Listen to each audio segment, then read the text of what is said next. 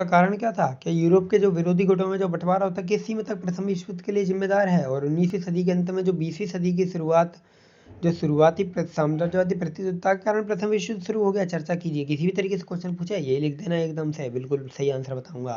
First world war, great war, global war दोनों कह सकते हैं, 1914 से 1918 तक चला था, जिसमें हमारे मित्र राष्ट्र थे, इनके नाम याद कर लो, और यहाँ पे केंद्रीय शक्ति थे, इनके भी नाम याद कर लो।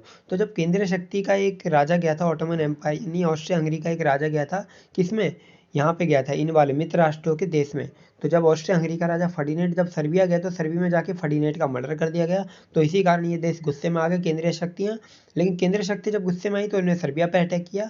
तो सर्बिया के फैन थे जो यानी दोस्त थे, उन्होंने इन पर अटैक करना शुरू किया। इस तरीके से पहला विश्व युद्ध शुरू होता है। विश्व युद्ध का पहली चीज़ होती है मेन कारण होता है मैन, MAIN, इससे याद करना। मिलिट्रिज्म अपनी दुनिया भर में भारी टैंक्स यूज़ करने लगे। इन्होंने अपने देशों को पैसा खर्च करना शुरू किया, किस चीज़ में, हथियारों में, यानी अपने हाथों का हथियारों में पैसा ज़्यादा रखना, हमें हथियारों में आगे रखना, ये सब कहना स्टार्ट हो गया। इस तरीके से देखा गया तो बहुत ज़्यादा युद्ध, भयंकर टैंक्सों से युद्ध हुआ। फिर गठबंधन किए गए, देखो ये गठबंधन हुए थे, ट्रिपल अलायंस हुई थी 1882 में, जिसमें जर्मनी, ऑस्ट्रिया हंगरी और इटली के बीच में हो गई थी। दूसरी संधि फिर 1907 में हुई थी, ट्रिपल एटेंट, फिर रसिया, ब्रिटेन, फ्रांस के बीच में हुई थी। अब ये दोनों दोस्त बन गए तो वही फोड़ देंगे एक दूसरे को। अब साम्राज्यवाद का विस्तार भी चल रहा था, तीसरा पॉइंट साम्राज्यवाद है, क्योंकि यहाँ पे देखिए साम्राज्यवाद का विस्तार करने में लोग लगे थे, गुलाम बनाने में लगे थे, तो देशों के कल्याणकारी कार्यों में कटौती करते और परेशान करने में लग जाते। तो साम्राज्यवाद भी एक बहुत बड़ा कारण बनता है। चौथी चीज़ होती है अपने राष्ट्र से प्रेम, यानी राष्ट्रवाद। अब राष्ट्र से लोग प्रेम करेंगे तो दूसरे राष्ट्र से थोड़ी प्रेम करेंगे, दूसरे देश से थोड़ी प्रेम करेंगे,